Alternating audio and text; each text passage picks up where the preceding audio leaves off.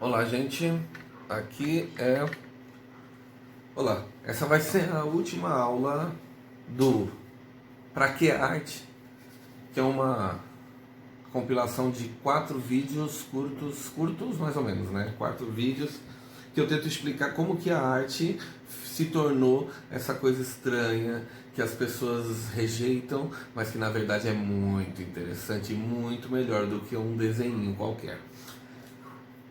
Então, essa é a quarta e última aula. Eu falei do Champ, eu falei do Weebridge, eu fiz um apanhado rápido de como que a ideia se tornou arte nesses tempos.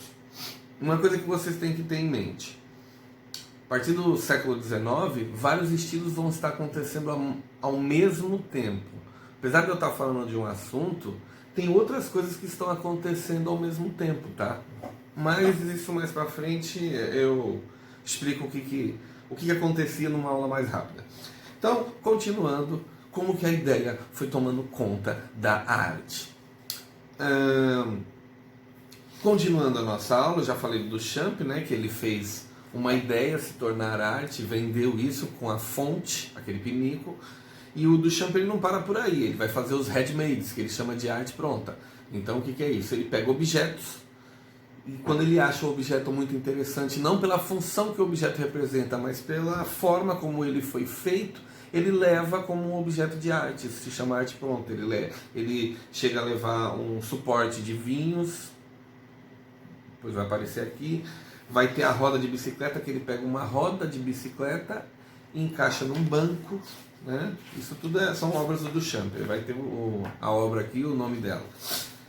E ele gera reflexões com essas junções ou com a escolha desses objetos e levando eles para uma exposição. O Duchamp também ele vai fazer o seguinte, ele vai montar uma régua, mas toda régua, metro, enfim, objetos técnicos para poder servir como um molde, não, como um objeto de uso técnico para você não errar. Então a gente tem a régua, tem outros elementos, como eu posso citar, tem a fita métrica, tem o termômetro, por exemplo, tá? Só que ele cria uma régua a ser usada, que é o seguinte: na verdade ele pega várias madeiras e joga fios de barbante em cima dessa madeira, e do jeito que o fio cair ele corta e usa essas réguas como se fosse o molde, tipo a medida correta. E ele constrói obras usando não a régua ou qualquer outro objeto que a razão, mas sim o objeto que ele construiu do acaso, como se fosse um método correto de se estar sendo usado. Estão entendendo? Mas, enfim, vocês vão entender quando eu começar a entrar agora na loucura que vai se tornar a arte conceitual, que o que vale é mais a ideia do que o objeto que está sendo produzido. Então o Duchamp fez aquilo tudo, fez lá a Mona Lisa, que na verdade ela tem fuego, né, que é aquela Mona Lisa de bigodinho e cavanhaque, foi o Duchamp que fez, isso em 1919, e provocava muito o público. Só que aí vai acontecer as guerras, né? O Duchamp ele vai ser do grupo dadaísta, que é contra a Primeira Guerra Mundial, vai ter um grupo que é contra e outro a favor. O grupo contra são os dadaístas, né? Vai ter aula dos dadaístas, mas para resumir para vocês, Dada quer dizer cavalinho de pau. Na verdade, como a guerra não fazia sentido, o grupo que teve que fugir do seu país se encontrou na Suíça e ficaram pé da vida. Eu tive que sair do meu país por causa de uma guerra que não tem sentido nenhum. Eles abrem o dicionário tipo de francês, dicionário tipo Aurélio, né? De francês, passa o dedo numa página e aí caiu na palavra Dada. Dada quer dizer cavalinho de pau, aqueles cavalinhos de brinquedo que as crianças sentam para ficar se divertindo. E aí eles, para poder dizer que aquilo era um estilo, eles deram o nome de dadaísmo. Na verdade era para fazer coisas sem sentido. Já que a guerra não tinha sentido, por que a arte tinha que fazer sentido? Por que eu tenho que entender a arte? Se a guerra acontece, ninguém me explica, mas ainda assim tem que se fazer guerra, tem que se participar disso. Eu tenho que ir, eu tenho que me alistar, entenderam? Basicamente isso. Então o Duchamp ele chega a participar desse grupo, mas não que fique preso a ele, né? Os artistas não ficam presos. Mas o tempo passou, enfim, tudo mais. E aí como é que a arte vai começar a ganhar os espaços que são dela? Começando, vai ter um problema interessante, que é o seguinte: os artistas começam a ter ideias, e ideia não dá para ganhar dinheiro no primeiro momento, então as galerias se fecham, artistas só com trabalhos que a gente possa ver e possa vender. Se for com muita ideia, com muita teoria, não queremos, não dá para vender. O público quer ver coisas, quer ser bajulado pela arte e não quer pensar. O público não quer pensar. Não, vocês concordam com isso? Não sei. E aí vai ter um artista interessante chamado John Lathan. E ele era professor de uma universidade, ele é professor também de tipo escola particular. De noite era da universidade e de manhã era da escola particular, entendeu? E aí o que acontece? O diretor chegou e falou para ele: a partir de agora você tem que usar esse livro, esse livro aqui, você tem que chegar e passar para os alunos o conteúdo desse livro. Ele: mas eu não quero usar esse livro, eu prefiro usar outro, porque o outro livro é mais interessante, babá. E aí o diretor falou: não, ou você faz o que eu estou mandando, ou você está na rua. Quem manda aqui sou eu, é para usar esse livro e ponto, acabou. Foi o que o pessoal da central avisou. Se eu souber que você está usando outro livro, eu pego outro professor que faz o que eu mando. E aí ele: opa, preciso do dinheiro, tá bom, vou fazer esse livro. Ficou chateado. Só que aí o que ele fez? Como ele dava aula de arte, ele sabe que a arte não pode ficar preso, porque senão você não vai estar fazendo arte. O que ele fez? Pegou o livro, pegou o livro na biblioteca, preciso do livro, o bibliotecário toma aqui o livro. Levou o livro para a biblioteca. E aí o que aconteceu? Fez o livro e falou para os alunos: nós vamos ter que devorar o conteúdo desse livro. Devorar como, professor? Vamos comer? Sim, vamos comer. Ele arrancou uma página do livro, jogou na boca e cuspiu numa bacia. E os alunos: legal! Começaram a rasgar, mastigava, cuspia. Ficou uma maçaroca de guspe e baba de um monte de gente. O que ele fez? Ele estava numa universidade, ele foi até o pessoal de química, explicou a situação: aqui tem baba, tem guspe, tem um monte de coisa. O que vocês podem fazer? Pode jogar algum produto que a pessoa possa comer, passar na boca, passar no rosto, que não vai dar alergia nem nada? Ele: tem. Os químicos jogaram levedo, enfim, e deixaram aquela maçaroca. E aí o que ele fez? Reza a lenda que ele pegou um pouco de maçaroca, jogava no liquidificador com leite e achocolatado e encheu uma garrafa. Maçaroca, leite, achocolatado, outra maçaroca. E aí durante as aulas, olha que o professor sangue bom, o que é que ele entregava para as crianças, para os jovens, para os alunos da universidade? Todinho gelado, cremoso, olha que delícia, todo mundo bebia pouco. Professor sangue bom, hein? Gostei de você, professor. Que receita é essa? Sai cremoso, em casa eu faço, não fica cremoso? Claro que ele não revelou a receita. Só que no final do ano ele tinha que devolver o livro. E aí o que aconteceu? Na hora de devolver o livro, cadê o livro? Só tinha a capa do livro, porque ele tinha absorvido o conteúdo do livro. Resultado, quando eles são: cadê o livro, professor? Ele: eu fiz o que o senhor mandou. E o que eu mandei? Você não disse que os alunos tinham que absorver o conteúdo do livro? Pois então, absorveram totalmente. O que não foi absorvido foi liberado nas fezes. Quando o aluno é engraçadinho, ele vai para a diretoria, vai expulso, enfim. E o professor, quando é engraçadinho, o que acontece? Foi pro olho da rua, enfim, saiu em jornais: o professor deu coisas horríveis para os alunos, como ele: se alguém morre, enfim, não conseguia mais emprego, né? Porque aí movimentou do lado negativo. Porém, quem estava vivo do Champ, opa, esse cara é inteligente, vamos falar com ele. E aí o que acontece? Ele leva para a exposição, eu vou mostrar aqui, mas vai aparecer aí do lado, porque eu estou dominando a técnica aqui desses. Mas ele tem um trabalho chamado Arte e Cultura, que é esse aqui, em que ele pegou um exemplar do livro, os líquidos que ele usou para dissolver as páginas, e levou numa maleta. Isso foi arrebatado no leilão. Por quê? Porque esse objeto, você fala assim: se você olhar isso aqui no livro, olhar isso aqui numa exposição, vai falar: tá, que horrível, legal. Não, porque quero ver desenho. Só que a história que está atrelada a esses objetos é que faz dele a arte. O pinículo do Champ, que é a fonte, ela só se torna algo devido à história que está ligada a ela.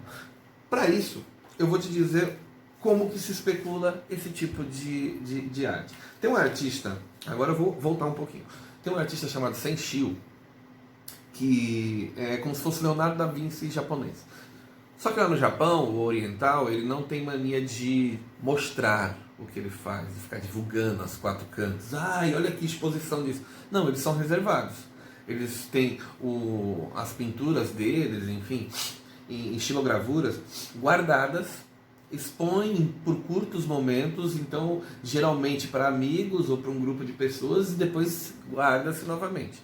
E disse que tinha um rapaz, isso tem registrado no livro do Nossa Herança Oriental, do autor Will Durant, que eu tenho aqui em casa, um trecho que fala o seguinte, que esse Senshio era na época do Leonardo mesmo, na 1500, ele fazia desenhos muito rápidos com pincel e, enfim, quem tem obras desse cara, maravilha, ele é um dos maiores artistas que já teve no Japão.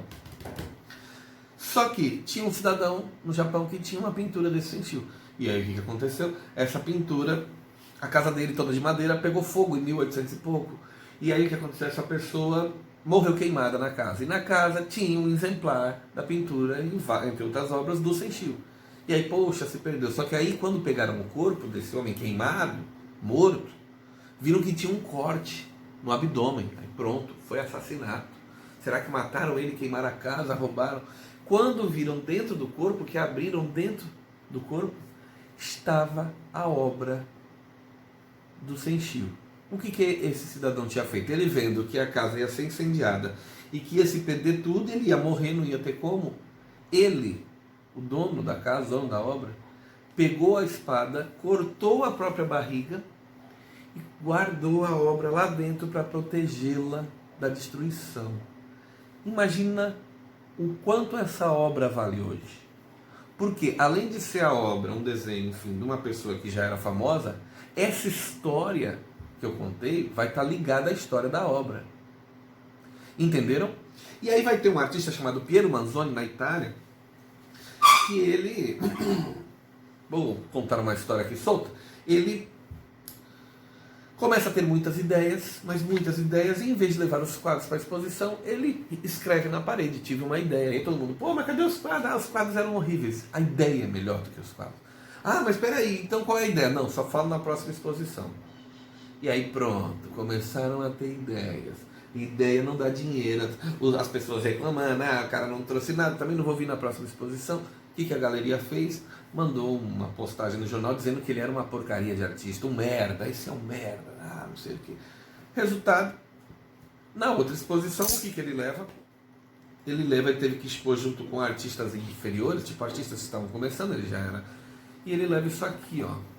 Era uma latinha escrito merda de artista. Vai aparecer aqui, do Piero Manzoni. Merda de artista. E aí todo mundo, peraí, mas o que tem lá dentro é merda? Ele, não, a minha alma está lá dentro. Vocês me chamaram de merda, saiu no jornal, as pessoas me apelidaram disso. Eu não tenho mais como me livrar desse apelido. Mas eu sou artista, eu tenho que saber lidar com o que me vem, né? Com o que me cai no colo. Eu não tenho que ficar gritando nervoso, eu tenho que lidar com isso. Então a minha obra, que era a ideia que eu tive, eu simplesmente dei um nome do que vocês estão me chamando agora, que eu sou uma merda de artista, então eu resolvi colocar o título isso, mas não tem nada a ver. Na verdade, é tudo de bom que eu tenho. A minha alma eu coloquei dentro desse trabalho. Porém, o título é esse. Porque todo mundo vai saber que é o Piero Manzoni, o merda, que saiu no jornal e vai saber que a obra é minha. E aí, mas é o quê? Ah, é cocô? Ele, não é cocô. É a minha alma, é o meu trabalho. Ah, e se não vender, quanto custa cada uma? Cada latinha, como se fosse uma latinha de atum. Cada latinha custava o preço do ouro. O preço do ouro. Ai, o preço do ouro, o que tem dentro, o que não tem? Ai, meu Deus, o preço do ouro é caro, hein? É caro. E se não quiser comprar? Ué, se não quiser comprar, eu vou destruir. Ah, mas tu vai dizer o que tem dentro? Ele, não, eu sei o que eu sou. Vocês é que falaram que eu sou uma porcaria. Então tá lá. Resultado, no final da exposição, vendeu tudo. Quer ajudar? Deixa o povo curioso. Vendeu tudo, e aí todo mundo comprou. Teve gente que comprou duas, uma para abrir e outra para guardar, porque se for alguma coisa perecível eu perco a latinha, pelo menos eu tenho outra fechada. Teve gente que comprou três, será que são coisas diferentes? Foi lá, vendeu tudo. Quando a pessoa abriu, o que tinha dentro? A alma dele? Uma joia? Não, merda de artista. Ele botou um pedaço de choquito que ele fez, choquito cocô mesmo, dentro de cada latinha, o mesmo peso, e vendeu a preço de ouro. Ah, mas você falou que não é, e era pedra. Não, eu falei, não é. Se fosse, eu tinha dado descarga. A partir do momento que eu botei nessa latinha, se tornou arte. E aí, não, eu quero meu dinheiro de volta. Ele, peraí, mas por que é o dinheiro de volta? Não vou devolver o dinheiro. Não, tem que me devolver. Como assim não? Não, eu acho que eu vou comprar bosta. Ele, peraí, mas o que eu estou vendendo? O que está escrito na latinha? Merda de artista. Eu te enganei? Ah, mas você disse que não era. E não é. Se não, estaria no vaso da privada, teria ido para o esgoto. Está numa lata, é um objeto de arte. É a minha alma. Ah, sua alma é uma merda? Ele é uma merda, mas que vale preço de ouro. E o pessoal compra, viu? Então, quem comprou, enfim, com raras exceções, odiou ter que pagar uma dinheirama mais, já estava tudo no contrato, quiseram quebrar a galeria, ficaram com ódio, porém ele foi o único, o Duchamp fez um pinico ir para museu, o Piero Manzoni vendeu bosta a preço de ouro. É por isso que eu gosto da arte, e é por isso que vocês têm que olhar no museu, quando vocês veem a obra de arte muito estranha, muito cheia de abismos, preste atenção na história que está por trás dela. Então, 3 dicas que eu te dou. Se te incomodar muito, ótimo, é sinal que é uma obra de arte. Ai, mas até eu faria isso. Sim, a ideia é essa. Qualquer um pode ser artista. Porém, qual é a ideia que está por trás do que você está vendo? Qual é a história dessa obra? Entendeu? É a segunda dica. E terceiro, nunca julgue o livro pela capa. Por quê? Essas obras, elas são maravilhosas por conta do contexto em que elas estão inseridas. Então, no momento que ela foi criada, tinha um porquê. Tinha uma política, tinha uma história, tinha um momento sendo vivido no país em que ela foi feita. Então, é esses 3 pontos. Procurar ver também o contexto em que ela está inserida, a época. A época é muito importante. Tá certo, gente? Com essa fala, eu encerro a minha aula de arte para quê? Para que arte? Esperando que tenha ajudado vocês que estão na quarentena ainda, os alunos, enfim, quem tiver curiosidade com arte. Vou estar fazendo mais vídeos. No momento que eu estou encerrando esse vídeo, ainda não consegui postar nenhum. Mas assim que eles estiverem acessíveis a vocês, espero que vocês aproveitem bastante. Vou fazer mais alguns para ajudar principalmente a arte contemporânea, que é esse movimento artístico que as pessoas tendem a olhar com tanto preconceito, com tanto pudor, para poder vocês poderem curtir um pouco mais do que é arte, certo? E, se possível, fazer arte. Muito obrigado, eu sou o professor Almeida Reis e até a próxima aula.